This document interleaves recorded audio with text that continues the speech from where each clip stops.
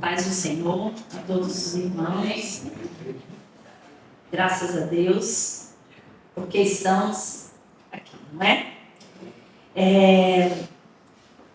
No Brasil, há uma canção, e aqui tem pelo menos mais 3 brasileiros a contar com o Clay, que nessa altura do Natal, pelo menos ouvia-se muito. E eu não vou cantar, é claro, vou poupá-los disso. Mas vou dizer, a música dizia assim: então é Natal, e o que você fez?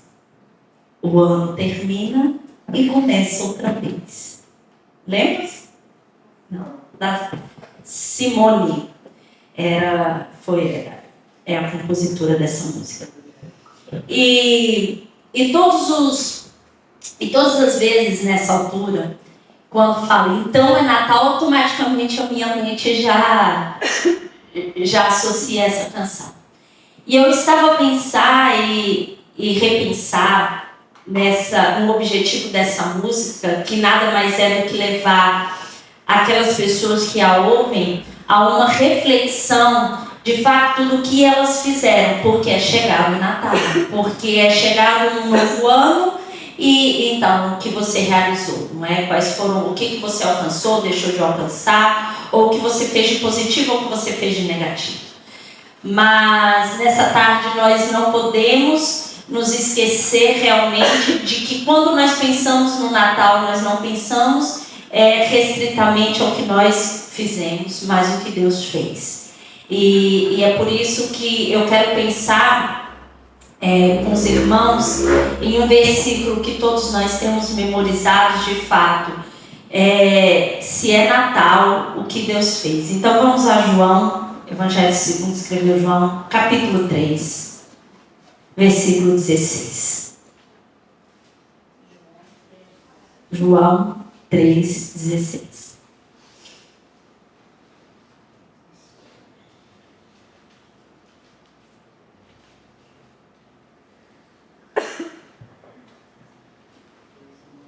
Acho que podemos ficar em pé e falarmos até todos juntos, não é? Esse versículo. Eu sei que tem uns que estão com a voz assim, quase sem, não é? Mas aqueles que podem, vamos falar então. João 3,16.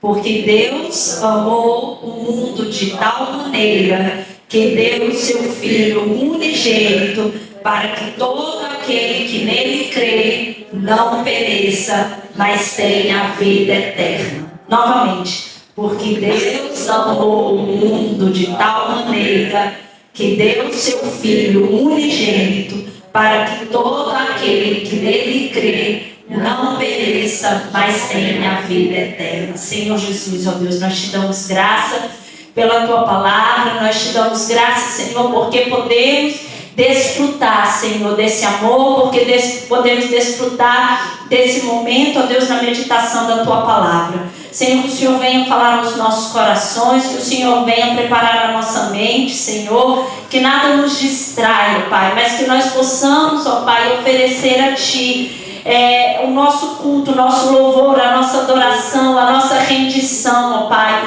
porque nós reconhecemos que o Senhor é o nosso Deus, esse Deus exaltado, esse Deus elevado, esse Deus que é santo, esse Deus que é poderoso, esse Deus que venceu a morte, esse Deus que venceu a cruz, esse Deus que nos deu vida e vida em abundância, esse Deus, ó Pai, que promete estar conosco todos os dias da nossa vida, esse Deus que não falha, esse Deus que não dormita, esse Deus que tem o controle de todas as coisas, esse Deus que é soberano, esse Deus que está acima de todas as coisas, de toda sapiência humana, de toda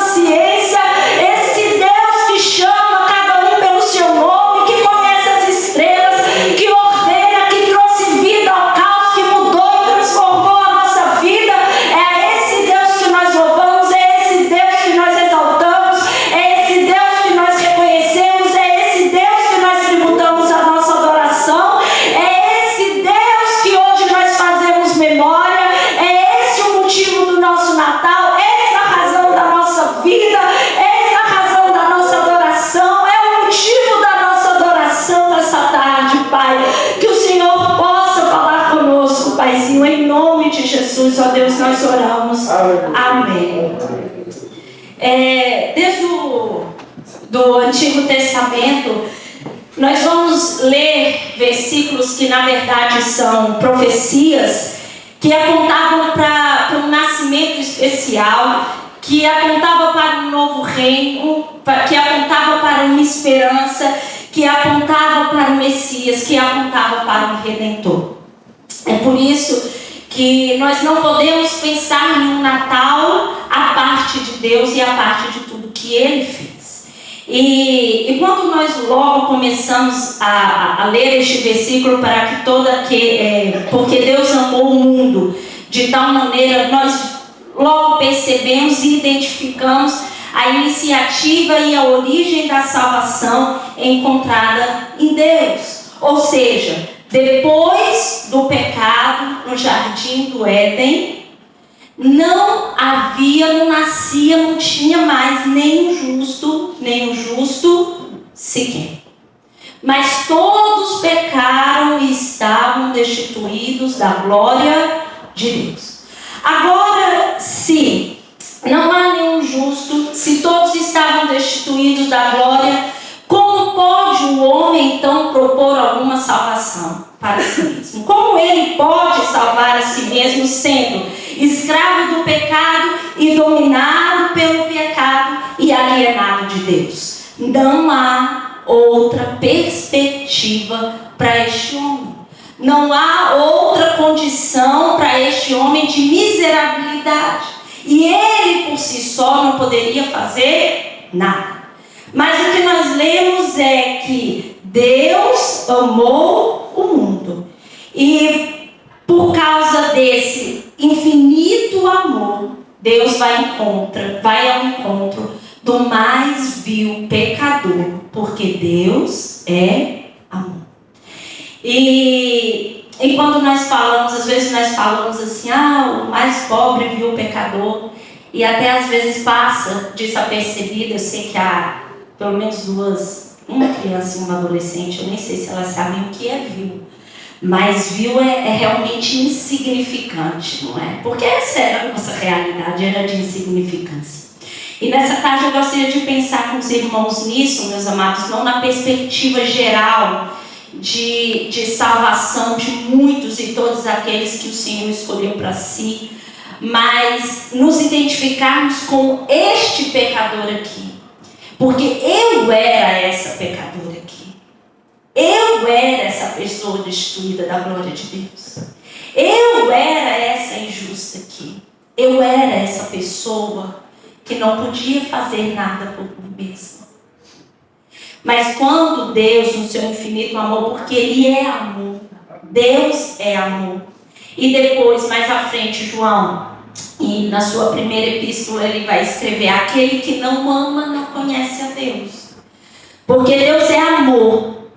Nisso se manifestou o amor de Deus para conosco. E ele vai dizer justamente o que nós acabamos de falar. Que Deus enviou seu Filho unigênito ao mundo para que por ele vivamos. Nisso está o amor. Não em que nós tenhamos amado a Deus, mas em que Ele nos amou e enviou seu Filho para propiciação pelos nossos pecados. Amados, se Deus assim nos amou, também nós devemos amar uns aos outros. Deus deu-nos o seu Filho. E isso é Natal. E Natal é realmente essa referência, carrega esse significado que é relativo ao nascimento. Esse era um nascimento especial. Este era um nascimento prometido. E este nascimento tinha um propósito. E um propósito muito mais do que físico, era espiritual. Nós lemos em Mateus 1:21, e ela dará à luz a um filho e lhes porás o nome de Jesus, porque ele salvará o seu povo dos seus pecados. E é por isso que Deus manifesta o seu amor. entregando o seu único filho para a propiciação dos nossos pecados. Mas também João é muito claro quando escreve na sua epístola que se Deus assim nos amou, também nós devemos amar uns aos outros. Nós que conhecemos esse amor, desfrutamos desse amor, experimentamos desse amor, devemos então exercer esse amor. Porque o amor que nós sentimos pelos outros, pelo nosso próximo, é um amor que teve outro amor anterior que precedeu o amor que nós temos, que foi o amor então dado por nós. E por causa desse amor de Deus é que o nosso amor pelo outro se torna possível. Então, meus irmãos, é até mesmo uma questão de lógica. Nós só oferecemos aquilo que nós temos. Não é verdade? No Brasil nós tínhamos algumas atividades sociais, era distribuição de sopas à noite, ou alguma coisa assim para as pessoas, para os moradores de rua. E nós usávamos sempre essa ilustração quando dizia assim: imagine que você estivesse cheio de fome, não é? É como às vezes uma mãe a dar comida ao filho quando vai beber e está ali cheia de fome. É uma colher na boca do filho e outra para ela, não é? Ou a gente fica assim a pensar e fica ali tira do cantinho porque nós estamos cheios de fome e queremos logo despachar com aquilo ali para a gente também poder comer. E a mesma coisa, como é que nós ofereceríamos algo a alguém se nós estivéssemos cheios de fome? Mas nós fomos abastecidos por esse amor. Nós estamos cheios desse amor. Nós somos plenamente amados por Deus. E é por isso que nós temos condições de amar o outro. E somos impelidos a fazer isso. Depois, mais à frente, nós vamos olhar para este versículo e também ver a grandeza dessa dádiva, a grandeza desse presente. E quando chega essa época assim, de Natal, por acaso o Clay, todo mundo lá em casa, não é, gosta de assistir esses filmes de Natal que a gente já sabe o que tem, não é? Como tem. Isso não é novidade para ninguém, assistir os filmes de Natal. Não é sempre algum ente querido que faleceu, isso faz parte do roteiro do filme. Depois alguém tem que resolver alguma coisa em um outro sítio, ir lá encontra o amor da sua vida, ou reencontra, e aparece sempre um azevinho também na história, não é? Para acontecer então aquele beijo tão romântico. Mas dentre todos esses filmes que nós assistimos, por acaso ontem eu assisti um outro filme que me chamou a atenção. Ali quando já estava aquela cena, não é? Bem romântica, então a menina pergunta ao rapaz o que ele gostaria, não era de ganhar. E ele disse assim: prenda, eu já sei o que eu quero de prenda. Eu gosto muito de meias. Mas há uma grande diferença entre uma prenda de Natal e um desejo de Natal. Porque a prenda é só aquilo que você quer, às vezes, só para satisfazer só qualquer coisa, uma vontade. Agora o desejo de Natal, não. O desejo de Natal vai além, precisa mesmo de um milagre. O que ele queria dizer é que naquele momento ele não queria apenas uma meia dela, não é? Mas queria então ter um amor com ela, né? Viver a vida toda juntos. E foi por aí a história. E eu pus a me pensar nisso, que na verdade o que nós recebemos do Senhor era aquilo que nós necessitaríamos por toda a nossa vida. Porque o versículo é muito claro quando ele apresenta a grandeza dessa dádiva. Esse amor não foi um amor limitado e essa dádiva não foi restrita a apenas um grupo de pessoas, a um povo, a uma nação, a uma etnia. Não, isso foi para todo e qualquer homem que cresce naquele filho que foi então entregue. E quando a gente pensa nesse verbo deu, porque Deus amou o mundo de tal maneira que deu, nós temos que pensar nele no seu sentido realmente, no seu sentido real de contexto, que é entregar para morrer como uma oferta para o pecado. Então, aquilo que Deus entregou, deu, Ele não deu simplesmente para uma satisfação momentânea, ou como algo efêmero que nós usaríamos e depois não precisaríamos mais. Ele entregou algo que mudou totalmente a nossa condição espiritual, e isso é por toda a eternidade. Foi garantido aqui. Então, aquilo que Deus entrega não foi só por um momento, não foi só para os primeiros dias de vida das nossas vidas, ou para os últimos dias de vida, ou para 80 anos, ou para 50 anos, mas Ele garantiu por toda a eternidade. E Ele realmente fez isso. Ele entregou algo para morrer como uma oferta pelo pecado. E só desfruta dessa dádiva quem realmente crê no Filho de Deus, que é o nosso Redentor, Salvador, e aquele que recebe em plena confiança. E essa confiança vai perpassar toda a nossa vida cristã. Devemos declarar essa confiança que nós temos no nosso Deus, a ponto de descansar nele todos os dias.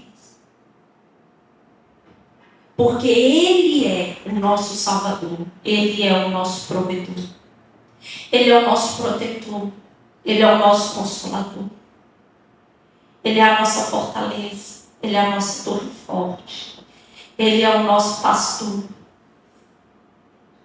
A misericórdia dele é a causa de não sermos consumidos. É Ele que nos faz, é Ele que nos guia por águas tranquilas. É Ele que refrigera a nossa alma.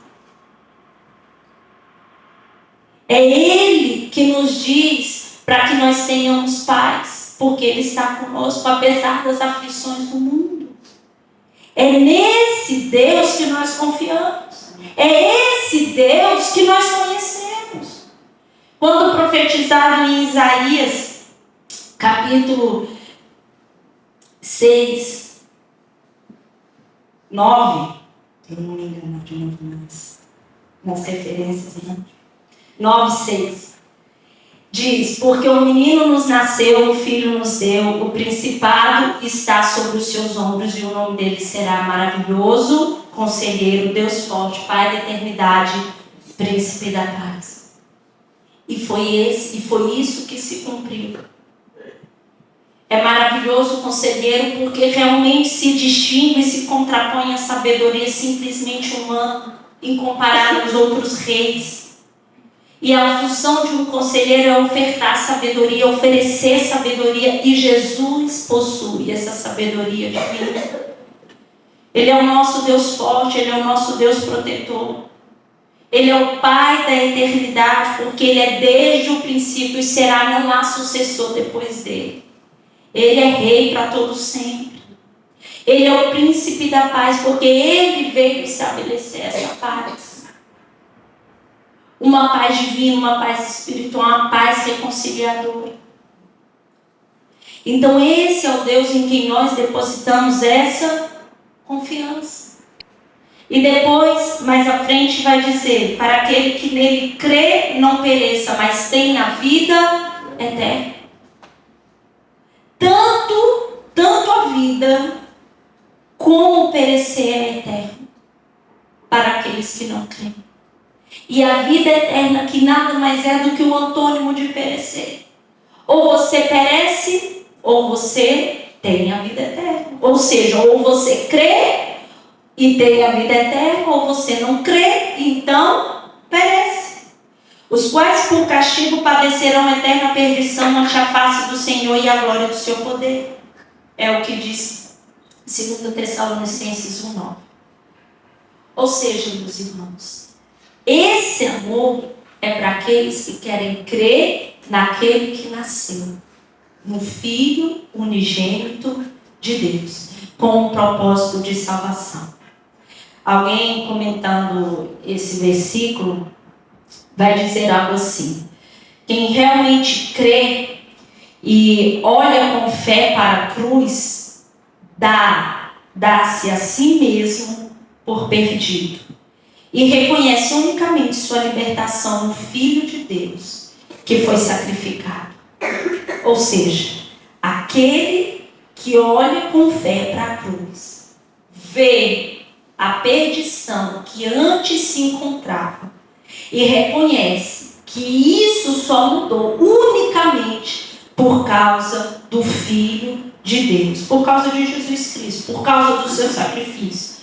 Quem crê verdadeiramente honra Deus com Deus, agarra o incompreensível amor de Deus, considera Jesus o Filho do homem como sendo o único Filho de Deus que se sacrifica por ele, o pecador digno de morte. Nisso, porém, a perdição que pesa sobre cada pessoa já é suspensa. Esse crer conduz o ter da vida eterna. É olhar para essa cruz e falar: Senhor, muito obrigada, porque eu estava perdido, mas o Senhor me encontrou.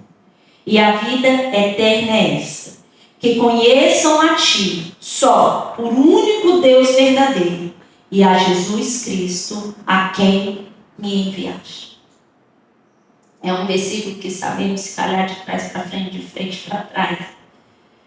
Mas é algo que tem que realmente estar audível no nosso coração todos os dias. E para isso, eu quero convidar os irmãos a irem a Lucas, porque nós lemos e relemos tantas vezes, mas hoje pela manhã algo me chamou a atenção. Vocês podem até pensar, sério, isso aqui eu já tinha percebido, mas pronto. Isso me chamou a atenção nessa manhã, no capítulo 2, e a partir do versículo 9.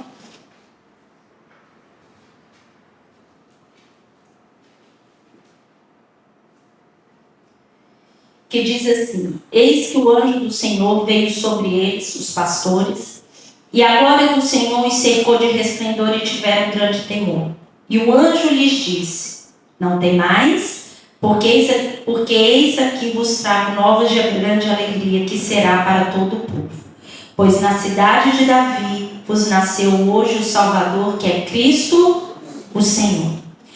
E isto vos será por sinal: achareis um menino envolto em panos e deitado numa manjedoura. Então os pastores dizem, então lá no versículo 15 nós vamos ler: e aconteceu que, ausentando-se deles os anjos para o céu, disseram os pastores uns aos outros: vamos, pois, até Belém e vejamos isso que aconteceu, que o Senhor nos fez saber. E foram apressadamente e acharam Maria e José e um menino deitado na manjedoura. E vendo-o, divulgaram a palavra que acerca do menino lhes fora dita. Todos os que ouviram se maravilharam do que os pastores lhe diziam. Versículo 19. Mas Maria guardava todas estas coisas, conferindo-as em seu coração. Em outra versão vai dizer assim: Maria, porém, guardava todas essas coisas, e sobre elas refletia em seu coração. Mas o mais interessante é que ainda no mesmo capítulo, se nós formos adiante, e depois que Jesus ali é encontrado então com seus pais ali, no meio dos doutores, não é? E então ele é questionado no versículo 46. E aconteceu que, passando 3 dias, o acharam no templo, assentado no meio dos doutores, ouvindo-os e interrogando-os. E todos os que ouviam admiravam sua inteligência e respostas.